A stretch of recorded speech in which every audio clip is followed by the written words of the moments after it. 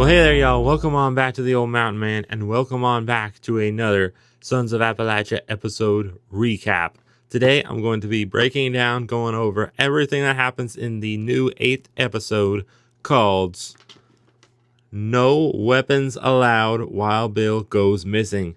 And boy, yes, he does go missing, and it's as scary as hell. This was a great episode, and I'm going to be doing recaps a little bit differently today. I thought of a new way to do them. I'm actually going to show y'all like clips from the episodes instead of just showing you, stagnant images. And also, instead of writing notes to save some time, I'm just going to be going through the episode on my phone. So let's start off. It actually starts off showing us some bits and pieces of what happened, some little clips of the Upper Cumberland Bigfoot Festival that happened a couple weekends ago or whenever that was.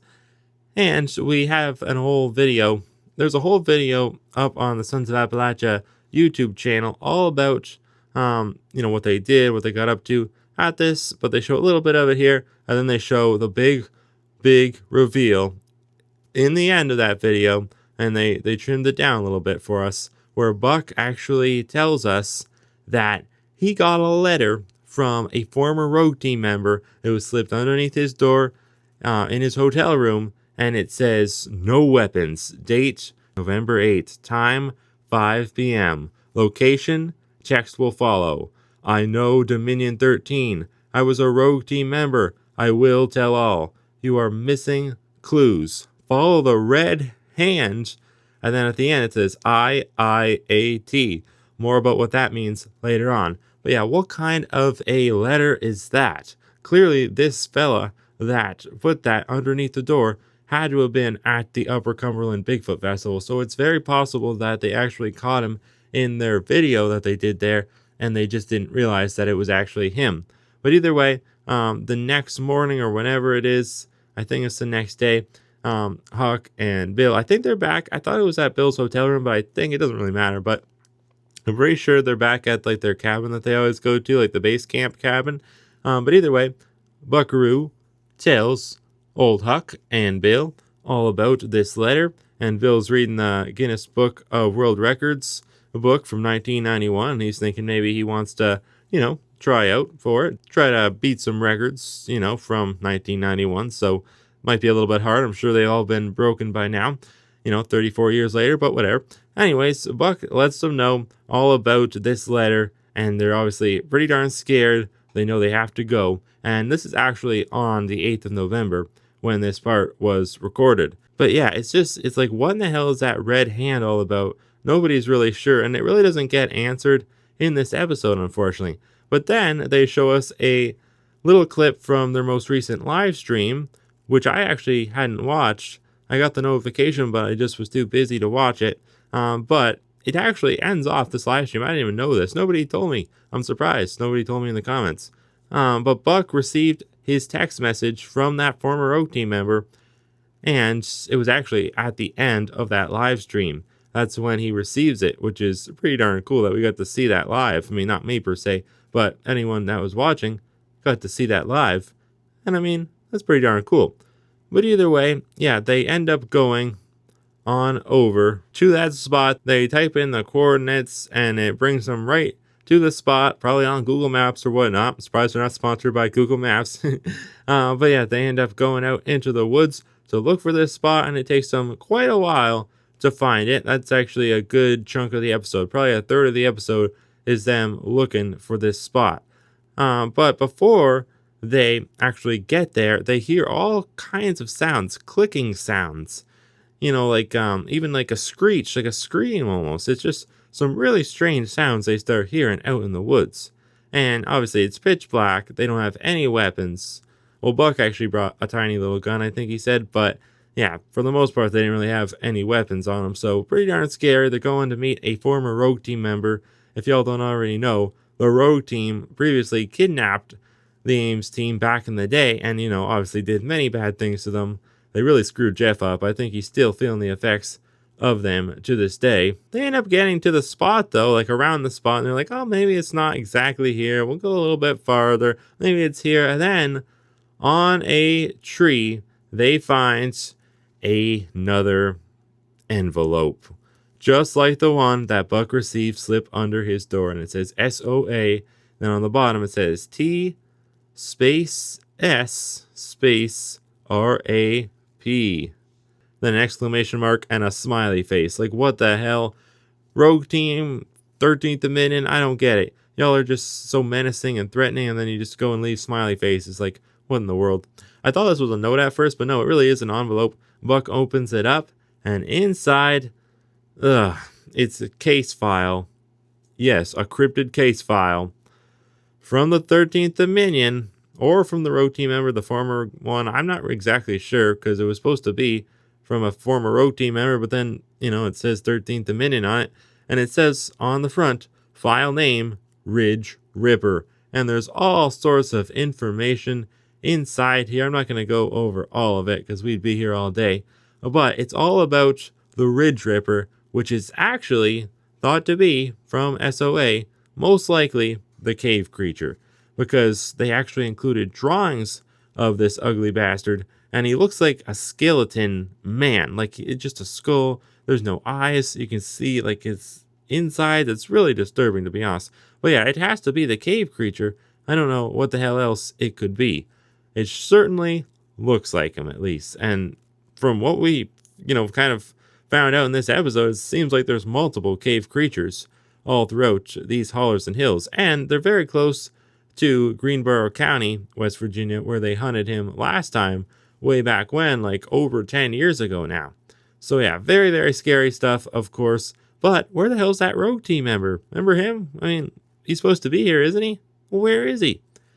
Well, that's just it. He never shows up.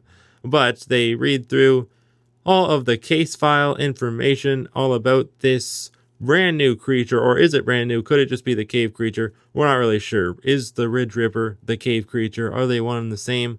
Or no, I don't know. But then Buck's like, okay, wait a second. On this envelope, we have these letters, and it's just not making sense. We got GSRAP with spaces, like clearly meant to, like, you're supposed to fill in other letters. And then Buck's like, wait a second. On the other envelope, it said IIAT. And he puts the puzzle pieces together, and he realizes that it's supposed to say, it is a trap. Oh my goodness, y'all. It is a trap. And that's when they realize that they have been fooled by the 13th Dominion. So it was never made exactly clear if it was still a former Rogue Team member that actually put, these letters out there for them. I'm not really sure. I think it was from the 13th Dominion, because it did say, their name, and it was their logo on the case file sheet. So I'm not really 100% sure on that. But either way, this is where things take a turn, because they're like, okay, we got to get out of here real slow. This ain't good. And they see a couple things on their way out, but nothing like groundbreaking. Like, I couldn't really tell, but they said they saw some stuff, like some shadows and stuff like that. I don't know. To me, I thought it was really hard to tell, but I don't know. The thing is, this is where things take a turn, because Wild Bill decides it's going to be a good idea to just shoot off into the woods with no warning. He's like, I'm going to go get that bastard, or whatever he says, and then he's just gone. And that's why the episode's half called Wild Bill Goes Missing, because yes, he does go missing once again. I guess he never really technically went missing in the last episode, but I mean, he was out there. He was kind of missing, right? But we knew that he was leaving. This time he just leaves unannounced for like no reason whatsoever. So Huckleberry's like, you need a weapon. So I'm just going to take this big old stick right here, and I'm going to hopefully use it. And Buck, that's when he reveals that he does have a tiny little gun on him. So if they come into any trouble, at least they'll be a little bit protected. But, judging by how the 13th Dominion looked in that video with all of their armor and guns and stuff, I mean, I don't think they're going to be able to do any damage to them, but who knows? Anyways, all throughout this part of the episode, and really just the whole part where they're going to find the spot too, it's like they're just hearing things, and it's very scary, whooping and hollering, and these are the sounds that the cave creature makes, and that's the sounds that the Ridge Ripper makes. So, are they the same thing? Probably, most definitely. That's what it said in the case file, that, he'll make sounds like that, and it'll sound like screaming, and it's very scary, of course. But anyways, they do not end up finding Wild Bill, unfortunately. I'd like to tell you that they did. They do find his microphone, though, so that's why the guys behind the camera couldn't hear him. I guess that would make sense.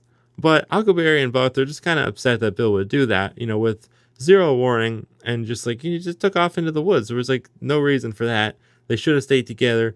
The 13th Dominion is out there. It's just very, very scary. And this is when Lee or Jeff, whoever's behind the camera here, actually informs Buck that there's something behind you. And it's hard to really see anything, but Lee says, or I think it was Jeff actually, he says, Jeff Walders, by the way, not Jeff Headley, that bastard.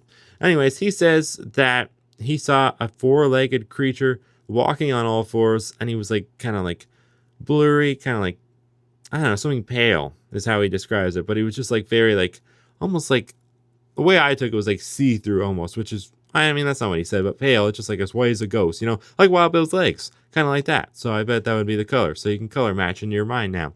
Anyways, they don't find Bill out there, but they do find, they find his sweater. But before that, they actually hear a gunshot.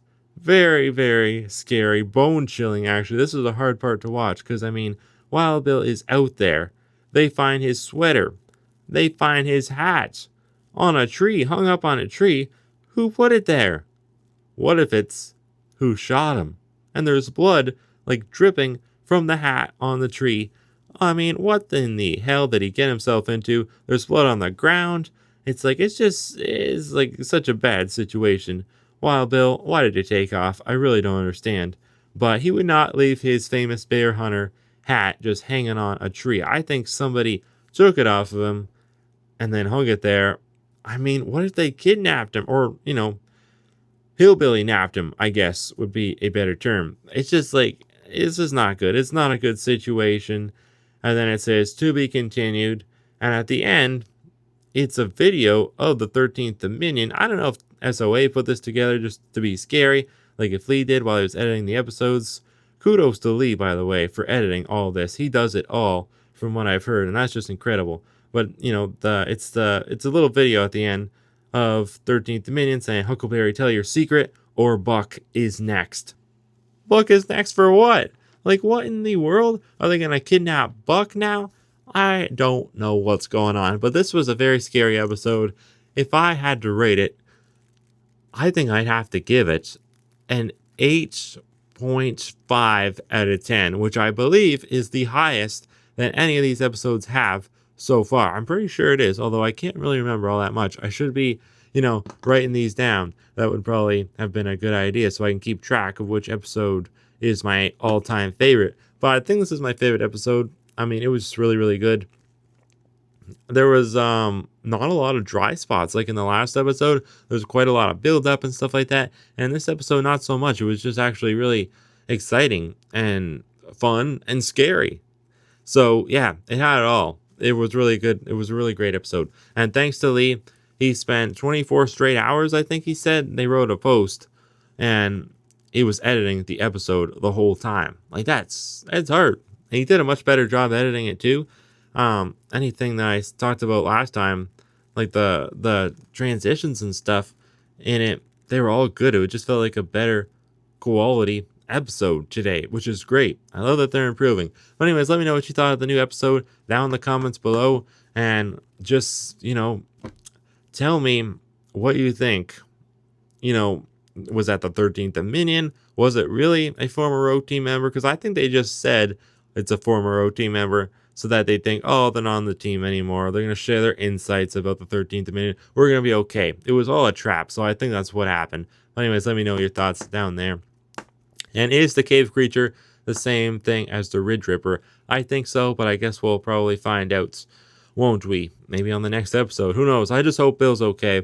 I really hope so. Anyways, thank you all for watching. See y'all next time. Hoorah! Going to catch some cave creatures.